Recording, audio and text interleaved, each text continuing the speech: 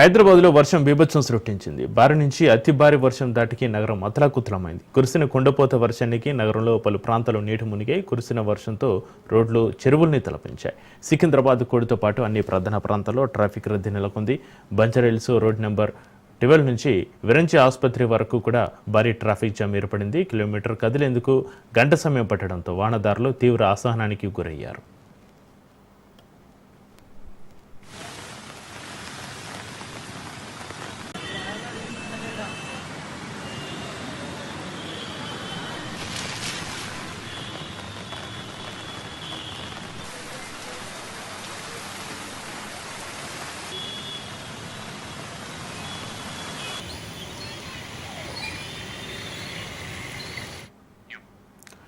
నగరంలోని పలు ప్రాంతాల్లో భారీ వర్షపాతం నమోదైంది. జూబ్లీహిల్స్లో 7.4 సెంటీమీటర్లు, మెహదీపట్నంలో 5.3 సెంటీమీటర్లు, బంజారాహిల్స్లో 4.6, యూసుఫ్గూడలో 3.9, ఖైరతాబాద్లో 3.6, మైత్రివనంలో 3.4, కుకట్పల్లి 3 సెంటీమీటర్ల మేర వర్షపాతం నమోదైంది. వర్షంతో పాటుగా ఈదురుగాలులు నగరవాసుని ఉక్కిరిబిక్కిరి చేశాయి. ఈ క్రమంలో నగరవాసులు ఇళ్ల నుంచి బయటకు రావద్దని జీహెచ్ఎంసీ అధికారులు హెచ్చరికలు జారీ చేశారు.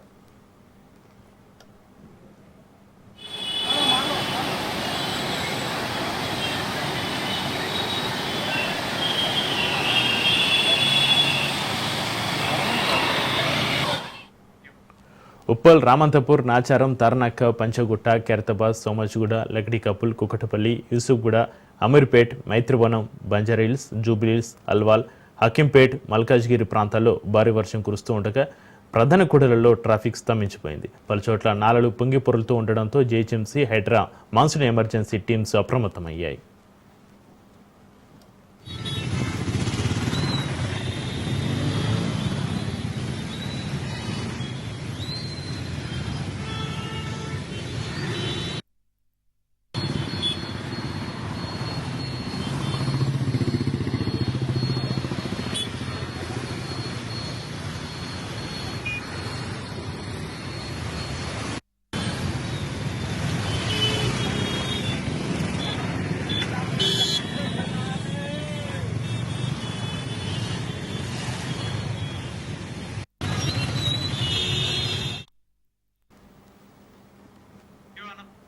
భారీ వర్షం, ఈదురుగాలుల నేపథ్యంలో ప్రజలు, వాహనదారులు అప్రమత్తంగా ఉండాలని, అత్యవసరమైతే తప్ప బయటికి రావద్దని హైడ్రా హెచ్చరించింది. మరోవైపు రాజ్భవన్ వద్ద భారీగా వర్షపు నీరు నిలవడంతో ఎమర్జెన్సీ టీం రంగంలోకి దిగి వర్షపు నీటిని నాలాల ద్వారా తొలగించే ప్రయత్నం చేస్తుంది.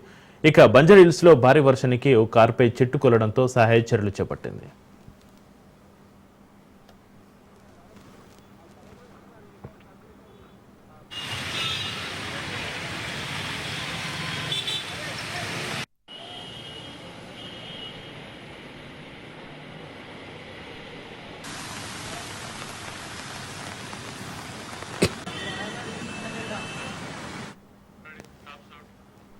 కాళేశ్వరం కమిషన్ నివేదికను తెలంగాణ మంత్రిమండలి ఆమోదించింది. కాళేశ్వరం కమిషన్ నివేదికను కేబినెట్ ఆమోదించిందని, త్వరలోనే దీనిపై అసెంబ్లీలో చర్చిస్తామని ప్రభుత్వం తెలిపింది. ప్రజాప్రతినిధులు అందరికీ కమిషన్ నివేదిక ఇస్తామని సీఎం రేవంత్ రెడ్డి తెలిపారు. ప్లానింగ్, నిర్మాణం, నిర్వహణలో కేసీఆర్ సర్కార్ పూర్తిగా విఫలమని రేవంత్ రెడ్డి విమర్శించారు.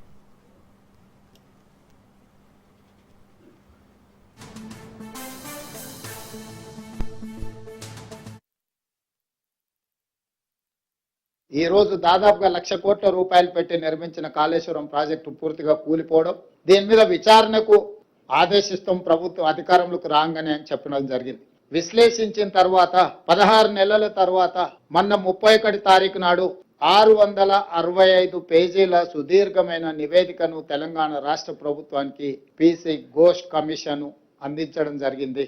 ఆ నివేదికను పూర్తి స్థాయిలో విశ్లేషించి సంక్షిప్తంగా ఒక నివేదిక ఇవ్వడానికి ఇరిగేషన్ సెక్రటరీ, లా సెక్రటరీ, జిఐడి సెక్రటరీతో 3 అధికారులతో ఒక కమిటీని నియమించి ఆ కమిటీ నివేదికను మంత్రివర్గ సమావేశంలో మంత్రులందరూ కూడా వివరించడం జరిగింది. ఇదే కాకుండా 665 పేజీల కమిషన్ నివేదికను ఈ రోజు మంత్రివర్గంలో ప్రవేశపెట్టి దాన్ని మంత్రివర్గ ఆమోదం కూడా చేయడం జరిగింది. ఈ రోజు దాదాపుగా 1,00,000 కోట్ల కేసీఆర్ సర్కార్ ఇష్టానుసారంగా ప్రాజెక్టు డిజైన్లు మార్చిందని మంత్రి ఉత్తమ్ కుమార్ రెడ్డి విమర్శించారు. భారీ అప్పులతో చేపట్టిన ప్రాజెక్టు కూలిపోయిందన్నారు. ఎన్డీఎస్ఏ కాళేశ్వరం ప్రాజెక్టు నిర్మాణంలో లోపాలను గుర్తించిందన్నారు. మేడిగడ్డ, అన్నారం, సింధులలో నీటిని నిలిపే అవకాశం లేదని ఎన్డీఎస్ఏ తేల్చి చెప్పిందని ఉత్తమ్ తెలిపారు. 660 పేజీల రిపోర్టు దాన్ని సమ్మరైజ్ చేసి షార్ట్ గా 20-25 పేజెస్ గా మరి ఒక నోట్ తయారు చేసి అది ఈ రోజు కేబినెట్ లో ప్రవేశపెట్టడం జరిగింది. మరి కేబినెట్ నోట్ లో ఉన్న ముఖ్య అంశాలు, జ్యుడిషియల్ కమిషన్ రిపోర్ట్ లో ఉన్న ముఖ్య అంశాలని 2016లో మేడిగడ్డ బ్యారేజ్ కి మరి అగ్రిమెంట్ రాసుకోవడం జరిగింది.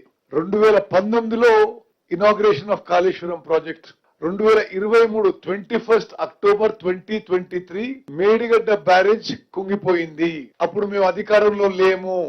ఆనాడు మేడిగడ్డ బ్యారేజ్ కుంగిపోయిన రోజు ఆనాడి ముఖ్యమంత్రి కల్వకుంట్ల చంద్రశేఖర్ రావు, వారే ఇరిగేషన్ మంత్రి, వారే చీఫ్ మినిస్టర్. మరి 25 అక్టోబర్ వారు అధికారంలో ఉన్నప్పుడే national dam safety authority team Telangana irrigation శాఖతో సహా పోయి అక్కడ పరిశీలన చేసి 1 నవంబర్ కి వాళ్ళు ఎందుకు ఈ యొక్క మేడిగడ్డ బ్యారేజ్ లో ఈ యొక్క బ్లాక్ 7 కుంగిపోయిందో చెప్పడం జరిగింది. చాలా స్పష్టంగా ఆ రోజు ఇచ్చిన నివేదిక, ఇది టిఆర్ఎస్ పార్టీ అధికారంలో ఇచ్చిన నివేదిక, మరి మా ప్రభుత్వంలో ఇచ్చిన ఇంటర్వ్యూ నివేదిక, ఈ మధ్య కాలం ఒక 2-3 మాసాల కింద ఇచ్చిన ఫైనల్ రిపోర్ట్ లో నేషనల్ డ్యామ్ సేఫ్టీ అథారిటీ అదే విషయం పేర్కొన్నది. ఈ మేడిగడ్డ బ్యారేజ్ విషయంలో ప్లానింగ్, డిజైన్, కన్స్ట్రక్షన్, ఓఎండ్ఎం లో లోపాలున్నాయి అని.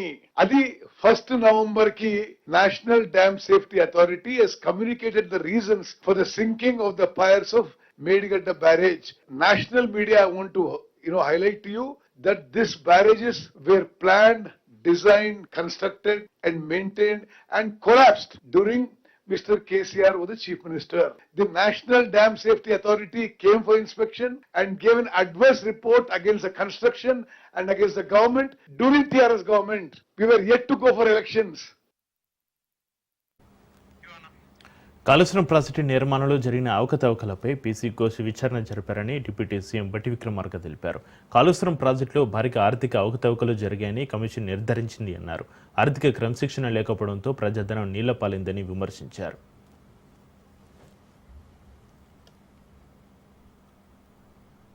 నియమించబడినటువంటి ఒక ఇండిపెండెంట్ జ్యుడిషియల్ ఎంక్వైరీ రిపోర్ట్ వారిచ్చినటువంటి అంశాలను మాత్రమే మీ దృష్టికి తీసుకొని 3 బ్యారేజీల ప్రణాళిక, నిర్మాణం, పూర్తి నిర్వహణ మరియు నిర్వహణలో జరిగిన అవకతవకలు మరియు అక్రమాలకు ప్రత్యక్షంగా మరియు పరోక్షంగా జవాబుదారిగా అప్పటి ముఖ్యమంత్రి చంద్రశేఖర్ రావు గారు వ్యవహరించారు. ఆయన సూక్ష్మంగా ప్రమేయం మరియు ఆదేశాలు ఈ 3 బ్యారేజీల అవకతవకలకు కారణం, ఫలితం కూడా, దీని దుస్థితికి కూడా వారే కారణం.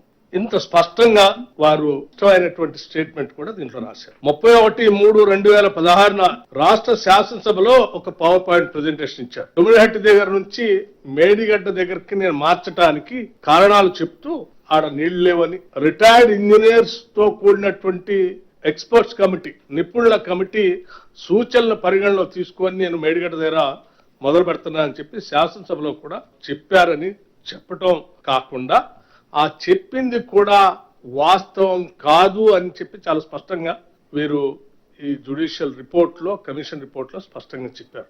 ఎందుకంటే ఆ రిపోర్ట్ ని ఆనాటి ముఖ్యమంత్రి గారు పరిగణలో తీసుకోకుండా ఆయన స్వంత నిర్ణయంగా మాత్రమే నిర్ణయం తీసుకున్నారు, కానీ ఆ ఎక్స్పర్ట్స్ కమిటీ ఇచ్చినటువంటి రిపోర్ట్ ఆధారంగా తీసుకున్న నిర్ణయం కాదని చాలా స్పష్టంగా ఈ కమిషన్ రిపోర్ట్ లో కూడా చెప్పారు. అంటే ఆనాడు వారు స్వంతగా నిర్ణయం తీసుకోవటమే కాకుండా ఆనాటి శాసనసభను కూడా తప్పుదోవ పట్టించారు.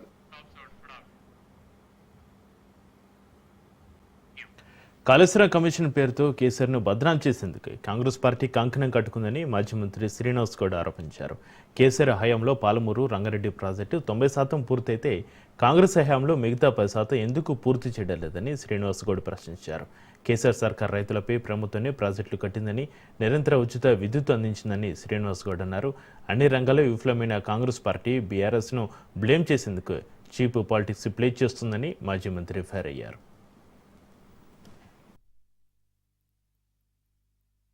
మా జిల్లాకు ఎవరు వచ్చినా, సీఎం గారు వచ్చినా, డిప్యూటీ సీఎం వచ్చినా, మంత్రులు వచ్చినా, అసలు తెలంగాణ 10 ఏళ్లలో ఏం చేయలేదు. తెలంగాణ మహబూబ్నగర్కు పాలమూరుని ఎండగట్టిండ్రు, పాలమూరులో ఏం జరగలేదు అంటే మాట్లాడడము ఆశ్చర్యం వేస్తుంది, ప్రజలకి ఆశ్చర్యం వేస్తుంది. అసలు తెలిసి మాట్లాడుతున్నా తెలియక ఎన్ని అబద్ధాలు చెప్పినా కనీసం కళ్ళ ముందర కనిపిస్తలేదని అడుగుతా ఉన్నాం. ఇన్ని లక్షల ఎకరాల పంటలు ఎట్లా పండినాయి? మేము కంప్లీట్ చేయండి. మరి మీ హయాంలో శంకుస్థాపనకే పరిమితమైనటువంటి కల్లకుర్తి లిఫ్ట్ చేసే నీళ్లు మేము వచ్చినాయా? మీరు నీళ్ళు ఇచ్చిండ్రా? ఎన్ని ఎకరాలకు నీళ్ళు ఇచ్చిండ్రు? ప్రజలకు వివరించాలి కదా. నెట్టెంపాడు కానీ, భీమా కానీ, కోయిల్ సాగర్ కానీ, కాలువలు కానీ ఇవన్నీ మీరు ఏం చేయండి ఆటోమేటిక్గా కంప్లీట్ అయినాయా? మీరు నిద్రించిపోయినరా? తెలంగాణ ఉద్యమం జై తెలంగాణ అన్నప్పుడల్లా శంకుస్థాపనకే పరిమితమైంది. ఆర్టీఎస్ దగ్గర తూములు బద్దలు కొట్టి తీసుకుపోతాం, బాంబులు వేస్తామన్నప్పుడు ఎవరు మాట్లాడలేదు. 90% పూర్తయినటువంటి పాలమూరు రంగారెడ్డి జిల్లా ప్రాజెక్టు కేవలం ఒక 10% కంప్లీట్ చేస్తే నీళ్ళు వస్తాయి. మరి ఆ 10% ఎందుకు కంప్లీట్ చేస్తలేదు? ఇంకెన్ని రోజులు అవుతుంది? కానీ పాలెంలో పంపులు మునిగిపోతే, పంప్ హౌస్ మునిగిపోతే కనీసం ఇరిగేషన్ మంత్రి గారు పక్కకెచ్చిపోయింది కానీ దిగి చూద్దామని కూడా చూడలేదు. అది చిత్తశుద్ధి అనేది. సంబంధించిన శాఖ మంత్రి కనీసం దాన్ని పట్టించుకోలేదు. ఎస్ఎల్బిసిలో ఇప్పటికి కూడా శవాలు బయటకు తీయలేకపోయారు. ఏ అనుమతితో మళ్ళీ మీరు ప్రారంభించారు? ఏ కమిషన్ల గురించి ఆ పనులు స్టార్ట్ అయినాయి? బయట చెప్పుకుంటే సిగ్గు అవుతుంది. కనీసం చనిపోయిన శవాలు ఇంతవరకు ఇన్ని రోజులు తీయలేకపోయినంటే ఎంత అసమర్థత అది. ఒక రివ్యూ అనేది చేస్తుందా?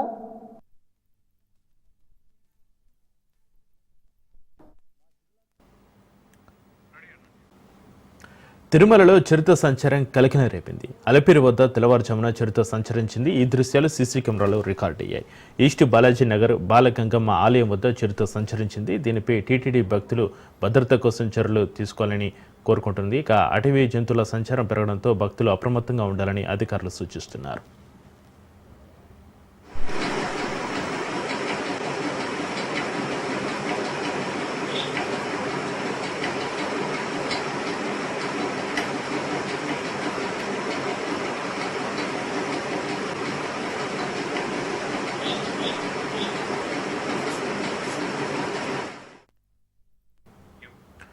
తిరుమలలో చిరుత సంచారం కలకలం రేపింది. అలిపిరి వద్ద తెల్లవారుజామున చిరుత సంచరించింది. ఈ దృశ్యాలు సీసీ కెమెరాలో రికార్డ్ అయ్యాయి. ఈస్ట్ బాలాజీ నగర్ బాలగంగమ్మ ఆలయం వద్ద చిరుత సంచరించింది. దీనిపై టీటీడీ భక్తుల భద్రత కోసం చర్యలు తీసుకుంటుంది. అడవి జంతువుల సంచారం పెరగడంతో భక్తులు అప్రమత్తంగా ఉండాలని అధికారులు సూచిస్తున్నారు.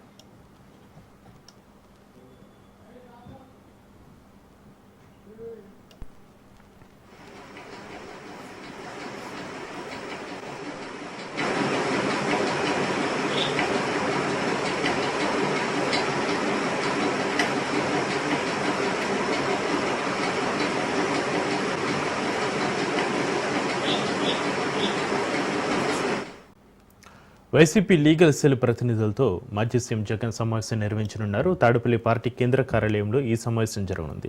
లిక్కర్ కేసుతో పాటుగా వైసీపీ నేతలపై ప్రభుత్వం పెడుతున్న కేసులపై చర్చించనున్నారు.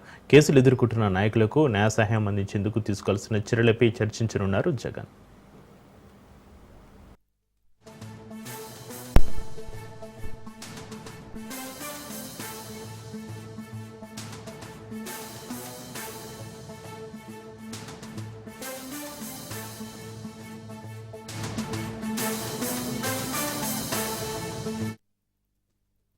వైసీపీ లీగల్ సెల్ ప్రతినిధులతో మాజీ సీఎం జగన్ సమావేశం నిర్వహించనున్నారు. తాడేపల్లి పార్టీ కేంద్ర కార్యాలయంలో ఈ సమావేశం జరగనుంది.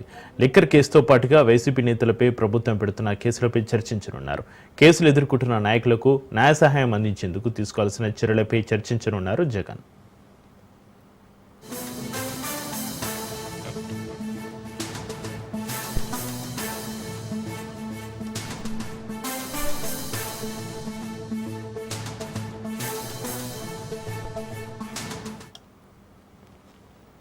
తెలంగాణ బీసీ రిజర్వేషన్లలో ముస్లిం సబ్ కోటా తీసేసి కొత్త బిల్లు పెడితే బీజేపీ సంపూర్ణ మద్దతు ఇస్తుందని ఆ పార్టీ చీఫ్ రామచంద్రరావు స్పష్టం చేశారు. స్థానిక ఎన్నికలు నిర్వహించాలన్న ఆలోచన రేవంత్ సర్కార్కు ఏమాత్రం లేదని రామచంద్రరావు ఆరోపించారు. పాత రిజర్వేషన్లతో ఎన్నికలు నిర్వహించాలని చూస్తే బీజేపీ చూస్తూ ఊరుకోదని రామచంద్రరావు హెచ్చరించారు. కాంగ్రెస్ పార్టీ ఈ యొక్క అంశాన్ని ఢిల్లీ తీసుకుపోతా ఉన్నారు. ఢిల్లీ రైల్ యాత్రలో ఈ రోజు చేస్తున్నటువంటి ఒక ఏదైతే కార్యక్రమం ఉందో ఇది భారతీయ జనతా పార్టీ భావించేది ఏంటంటే రాష్ట్ర ప్రభుత్వానికి బీసీ రిజర్వేషన్లు పెట్టాలని దాన్ని ఇవ్వాలని ఇష్టం లేదు. అందుకే వాళ్ళు ఏం చేశారు, 42% బిల్ పెట్టినప్పుడు 10% ముస్లింస్ ఇస్తామని చెప్పలే. ఇప్పుడు ఆర్డినెన్స్ లో కూడా వాళ్ళే ప్రెసిడెంట్ ఆఫ్ ఇండియాకు మార్క్ చేశారు, ప్రెసిడెంట్ ఆఫ్ ఇండియాకు కాపీ. సో ఇవన్నీ కూడా ఏంటంటే ఒక నాటకాలు. ఈరోజు ఢిల్లీలో హైదరాబాద్ లో చేసిన నాటకాలు సరిపోక ఇప్పుడు ఢిల్లీలో పోయి నాటకం చేస్తున్నారు. బీసీలకు చిత్తశుద్ధి ఇచ్చేయడం చిత్తశుద్ధి ఈ కాంగ్రెస్ పార్టీకి లేదు. మీకు చిత్తశుద్ధి ఉంటే ఇదే 42% యాజ్ ఇట్ ఈస్ గా మీరు అనౌన్స్ చేయండి. భారతీయ జనతా పార్టీ పూర్తిగా మీకు మద్దతు పలుకుతుంది. అందులో 10% రిజర్వేషన్ ముస్లింస్ కి ఇచ్చేసి మీరు 10% బీసీలకు అన్యాయం చేస్తున్న విషయాన్ని మీకు గుర్తుందా? అది కాదా? నిజం కాదా? ఇవన్నీ మీరు ఆన్సర్ చేయకుండా, జవాబు ఇవ్వకుండా బీజేపీ అడ్డుకుంటుందని చెప్పేసి అబద్దాలు ప్రచారం చేసే ఇప్పుడు తెలంగాణ బీసీలు కానీ దేశంలో ఉన్న బీసీలు కానీ ఎవ్వరు కూడా కాంగ్రెస్ పార్టీ ఒక మాటలు వినడానికి సిద్ధంగా లేరు. ఈ యొక్క కాంగ్రెస్ పార్టీ తీసుకొచ్చిన బిల్లుని మేము బీజేపీ ఫుల్ సమర్థించింది. మీరు 42% డిక్లరేషన్ మీరే చెప్పారు కామారెడ్డిలో. ఇప్పుడు మీ బాధ్యత అని మేము పదే పదే చెప్తా ఉన్నాము. మీకు ఎలక్షన్స్ పెట్టాలని లేదు, ఎలక్షన్స్ పోస్ట్పోన్ చేయాలని ఉంది. ఒకవేళ ఎలక్షన్స్ పెడితే కూడా ఈ 42% కాకుండా పాత రిజర్వేషన్లోనే పెట్టించారని కాంగ్రెస్ పార్టీ వాళ్ళకున్న మనసులో మాట అది. వాళ్ళు కాబట్టే ఇవన్నీ నాటకాలు చేస్తా ఉన్నారు. కాంగ్రెస్ పార్టీకి చిత్తశుద్ధి లేదు. ఇవన్నీ కూడా తెలంగాణ ఓబీసీలని తప్పుదారి పట్టిస్తుంది అనేటటువంటిగా భారతీయ జనతా పార్టీ భావిస్తా ఉంది.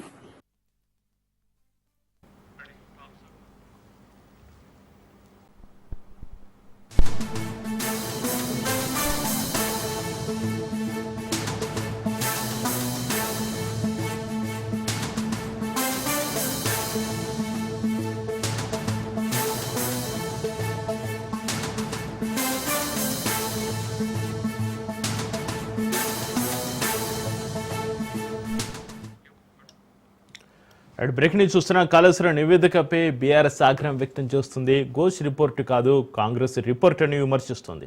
కాళేశ్వరంపై తప్పుడు ప్రచారాన్ని తిప్పికొట్టాలని నిర్ణయించింది బీఆర్ఎస్. కాళేశ్వరం ప్రాజెక్టుపై ప్రజాక్షేత్రంలోకి వెళ్లాలని, ప్రాజెక్టు ప్రయోజనాలను ప్రజలకు వివరించాలని నిర్ణయించారు. కాళేశ్వరం ప్రాజెక్టుపై ఇవాళ Harish Rao PowerPoint presentation ఇవ్వనున్నారు. పవర్ పాయింట్ ప్రజెంటేషన్కు బీఆర్ఎస్ నేతలు హాజరు కానున్నారు. ఇక తెలంగాణ భవన్లో మధ్యాహ్నం 12 గంటలకు Harish Rao PowerPoint presentation ఇవ్వనున్నారు.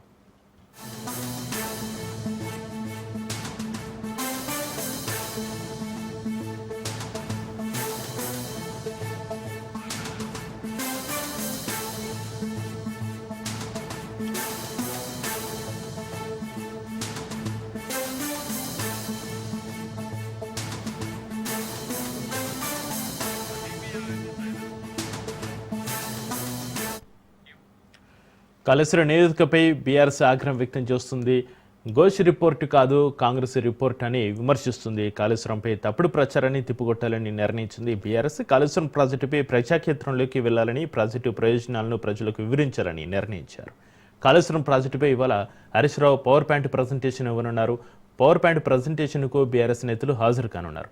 తెలంగాణ భవన్లో మధ్యాహ్నం 12 గంటలకు Harish Rao PowerPoint presentation ఇవ్వనున్నారు. ఇక దీనికి సంబంధించి మరింత సమాచారాన్ని మా ప్రతినిధి సైదులు ఫోన్లలో అందిస్తారు. సైదులు.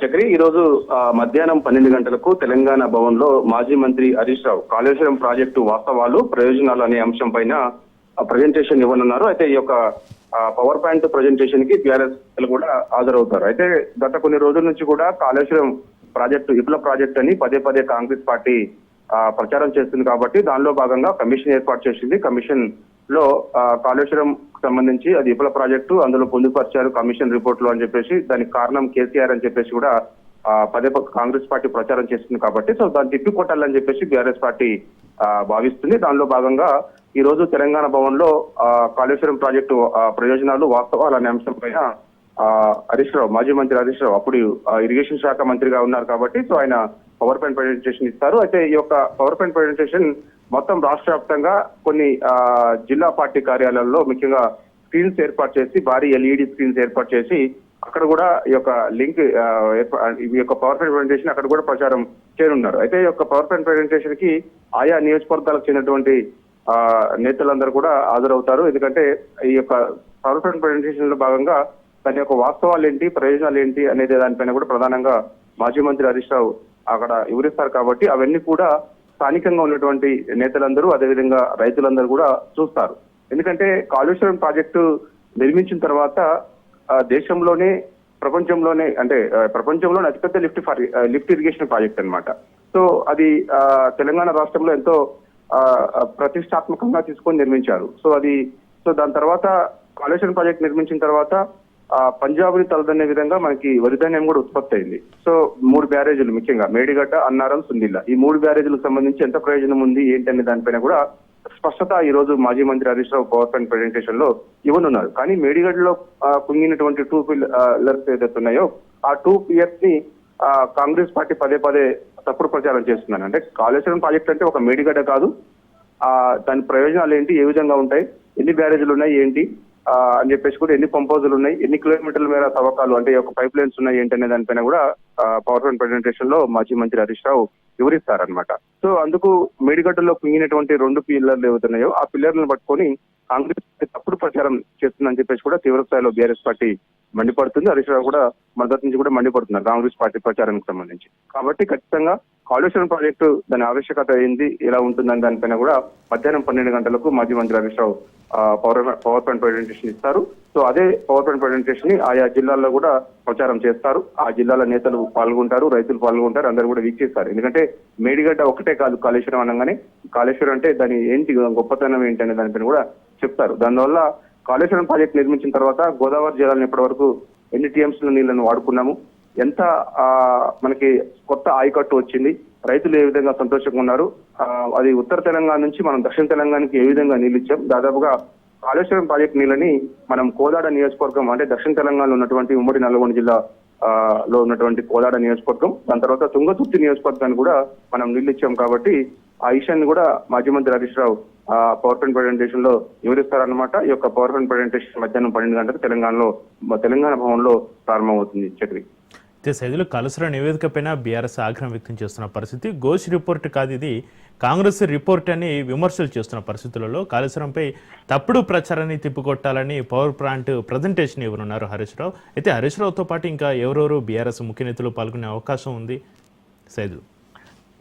మాజీ మంత్రి హరీష్ రావుతో పాటుగా ఈ రోజు కాళేశ్వరం ప్రాజెక్టు వాస్తవాలు, ప్రయోజనాలు ఈ యొక్క పవర్ పాయింట్ ప్రెజెంటేషన్ కి మాజీ మంత్రి హరీష్ రావుతో పాటుగా మాజీ మంత్రులు అంటే ఏముల ప్రశాంత్ రెడ్డి, తలసాని శ్రీనివాస్ యాదవ్, మాజీ మంత్రి శ్రీనివాస్ గౌడ్, ఇంకా మిగిలిన బీఆర్ఎస్ పార్టీ గ్రేటర్ హైదరాబాద్ పరిధిలో ఉన్నటువంటి బీఆర్ఎస్ పార్టీ ఎమ్మెల్యేలు, అదేవిధంగా BRS whip Quthbullapur MLA Vivekananda Goud వీళ్ళందరూ కూడా హాజరవుతారు. కాబట్టి ఇది కాళేశ్వరం ప్రాజెక్ట్ ని ఏ విధంగా అయితే వీళ్ళు కాంగ్రెస్ పార్టీ తప్పుదోవ పట్టించి తప్పుడు ప్రచారం చేస్తుందో, దాంతో పాటుగా బీఆర్ఎస్ పార్టీ కూడా దాన్ని తిప్పి కొడుతూ వస్తుంది. ఎందుకంటే అది ఘోష్ కమిషన్ రిపోర్ట్ కాదు, అది కాంగ్రెస్ కమిషన్ రిపోర్టు. ఎందుకంటే కాళేశ్వరం కమిషన్ విచారణ దాదాపుగా ఎన్ని నెలలు అయితే జరిగిందో దాని యొక్క విచారణ రిపోర్ట్ ని చాలా భద్రంగా అది ఇప్పుడు ఉన్నటువంటి ఇరిగేషన్ శాఖ అధికారులకు కమిషన్ చైర్మన్ జస్టిస్ ఘోష్ అది జాగ్రత్తగా ఇచ్చి వెళ్ళారు. కాబట్టి దాన్ని కొన్ని రోజులకే అది బహిర్గతమైంది. ఎందుకు బహిర్గతమైంది, ఎందుకు చేయాల్సి వచ్చింది అని చెప్పేసి కూడా ఇప్పుడు ప్రశ్న. కాబట్టి సో ఈ అంశాలన్నీ కూడా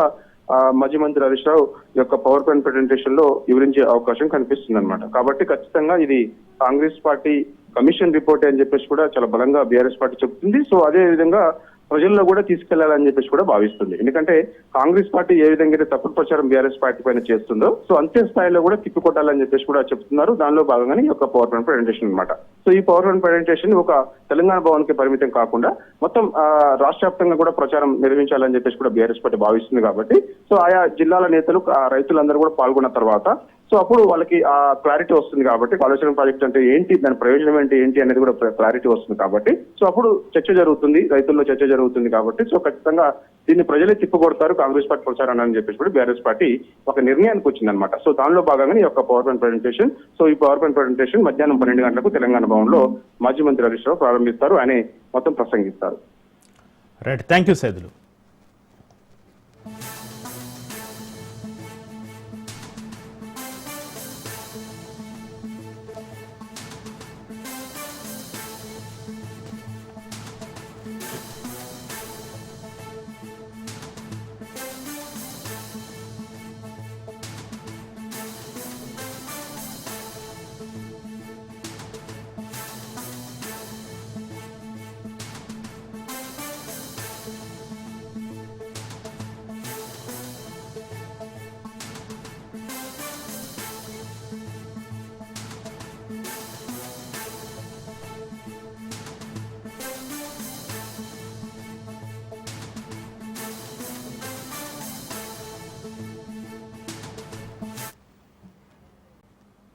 బీసీ రిజర్వేషన్ల అమలు కోసం కాంగ్రెస్ పోరు పట్టపట్టింది. ఇవాళ లోక్సభలో కాంగ్రెస్ ఎంపీలు వాయిదా తీర్మానం ఇవ్వనున్నారు. రేపు జంతర్ మంతర్ దగ్గర నిరసన తెలుపనున్నారు. నిరసన కార్యక్రమంలో రాహుల్ గాంధీ, రేవంత్ రెడ్డి, బట్టి విక్రమార్క పాల్గొనున్నారు. ఎల్లుండి రాష్ట్రపతికి వినతి పత్రం ఇవ్వనున్నారు హస్తం నేతలు. ఇప్పటికే కాంగ్రెస్ నేతలు చర్లపల్లి నుంచి ప్రత్యేక రైల్లో ఆస్తినకు వెళ్లారు. బీసీలకు 42% రిజర్వేషన్ల అమలుకు డిమాండ్ చేస్తుంది తెలంగాణ ప్రభుత్వం.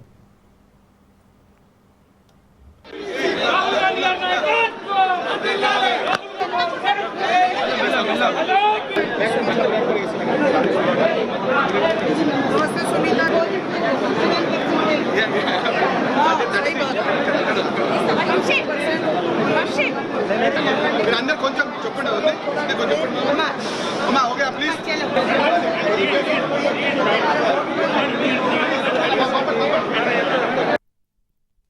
పాలసీ వాళ్ళు ఎక్కడ దిగినా కూడా ఆ కార్డును తీసుకొచ్చి ముస్లిం కార్డు ముందు తీసుకొచ్చి ఏదో దీన్ని తప్పించుకొని పోతాం అనుకుంటున్నారు.